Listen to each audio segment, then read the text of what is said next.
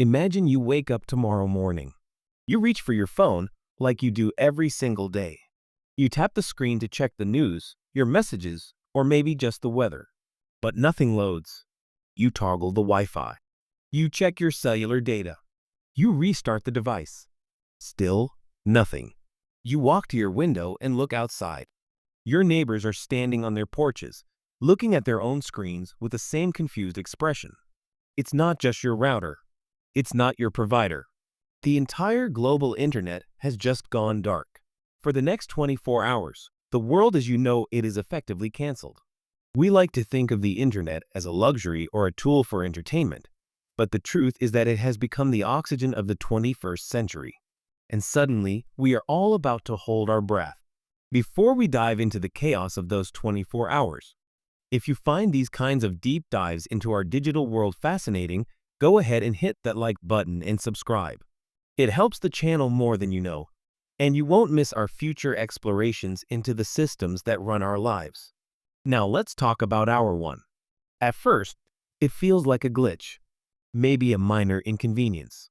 You can't stream your morning playlist. You can't check your email. You might even feel a strange, fleeting sense of peace. A digital detox, you tell yourself. Maybe you needed this. But that peace is a lie. Because while you're wondering what to make for breakfast, the foundation of modern civilization is already beginning to crack. The first thing to go isn't your social media feed. It's the logistics. Think about how a grocery store works. They don't keep weeks of food in storage anymore. They rely on just-in-time delivery systems where computers constantly track what's being sold. Without the internet, that communication stops. The trucks stop moving because the routing software is down. GPS may use satellites, but much of the coordination still depends on network connections. Suddenly, the veins of the global supply chain are blocked. By hour 3, the financial sector feels the shock. You walk to an ATM to withdraw some cash. The screen is dark. You try to pay in a store, but your card is declined, not because you're broke, but because the system can't verify your balance. Digital money only works when banks can communicate. Without that connection, your bank account becomes a locked vault. Across the world, stock markets freeze. Automated trades stop instantly. Trillions of dollars in financial activity are suddenly paused. But it's not just about money.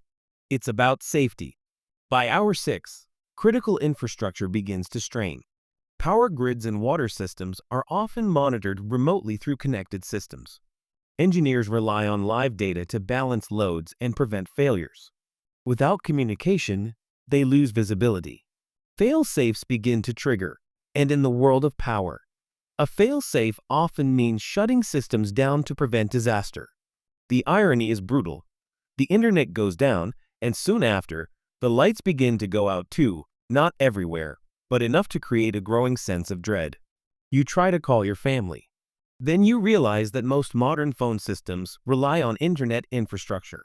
Without it, communication becomes incredibly limited. Suddenly, you are isolated. This is where the psychology of the situation begins to shift. Human beings are adaptable, but we are also vulnerable to information starvation. When we don't know what's happening, we fill the silence with our worst fears. Is it a cyber attack? Is it a solar flare? Is it a war? Without a steady stream of news or updates, rumors quickly become the only source of information. By hour 12, the physical world begins to look very different. The skies grow quieter. Aviation depends heavily on networked systems for flight plans, weather updates, and coordination. Thousands of flights would be grounded. Those already in the air would rely on emergency procedures and traditional navigation to land safely. Closer to home, another realization begins to settle in. How much of your life is tied to the internet? Your photos are stored in the cloud. Your work lives in shared drives. Your reminders and schedules exist inside apps. Without the internet, you don't just lose convenience. You lose access to your digital memory. And as night approaches, the situation becomes even more fragile. In a world without the internet for 24 hours, evening becomes the most uncertain time. Emergency services struggle without communication systems. Dispatch centers depend on digital networks. Coordination between departments becomes slower and less reliable. If someone needs urgent help, reaching that help becomes far more difficult. The invisible systems that quietly keep our cities functioning are suddenly silent. But something else begins to happen as the hours pass. People start talking. When screens remain dark long enough, we begin to look up. We notice the people around us again. Neighbors check on each other.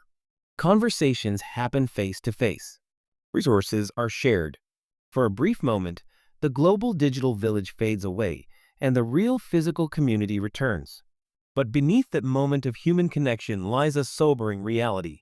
Experts estimate that a single day of a global internet shutdown could cost the world economy more than $50 billion. And that is only the immediate impact. The ripple effects, broken supply chains, disrupted businesses, lost confidence, could take months or even years to repair. We have built an incredibly advanced system, but it rests on a very delicate foundation.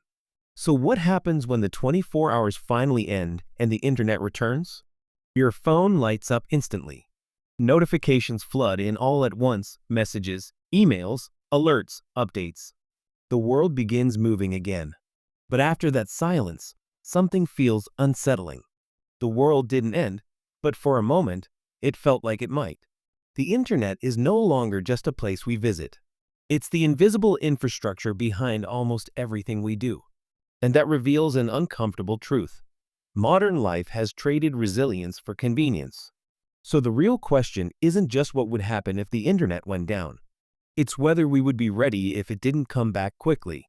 Could you navigate without digital maps? Do you know your neighbors well enough to ask for help?